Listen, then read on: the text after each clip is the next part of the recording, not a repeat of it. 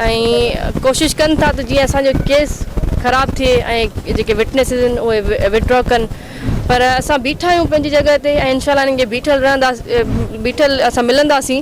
हीअ असां खां हज़ारे सवाल करे चुका आहिनि ऐं असां इहो बि वाज़े अलल ऐलान चवंदासीं हज़ारे ॿिया बि सवाल कयो, असांजूं गवाहियूं सचियूं आहिनि, असां बीठा आहियूं ऐं असां मुक़ाबिलो कंदासीं। कानूननि जेको असां मुक़ाबिलो कयो आहे, असांखे पंहिंजी जदोजहद ते ख़ुदा जी ज़ात ते यकीन आहे। ॿियो ही नाम निहाद भोतार जेके वरी इन्हनि धमकाइणु शुरू कयो आहे, इन्हनि खे असां ॿुधायूं था त तव्हां बि कन खोले ॿुधी छॾियो त असां डिॼण वारनि मां न आहियूं, असां विकामजण वारनि मां न आहियूं। असांखे जेके ऑफर्स अचनि थियूं त तव्हां कॉम्प्रोमाइज़ कयो, मरंदे मरी वेंदासीं, असां सिर सां कफ़न ॿधी करे निकिता आहियूं हिन जागीरदाराना निज़ाम जे ख़िलाफ़ु। त इनशाला आख़िरी दम ताईं विढ़बो ऐं जेसि ताईं असांजे वॾनि जे बेगुनाह खून सां इंसाफ़ न थींदो असां बीठा रहंदासीं। असांखे कोर्ट्स ते मुकमल एतमाद आहे, इनशाला केस परसूं कंदासीं।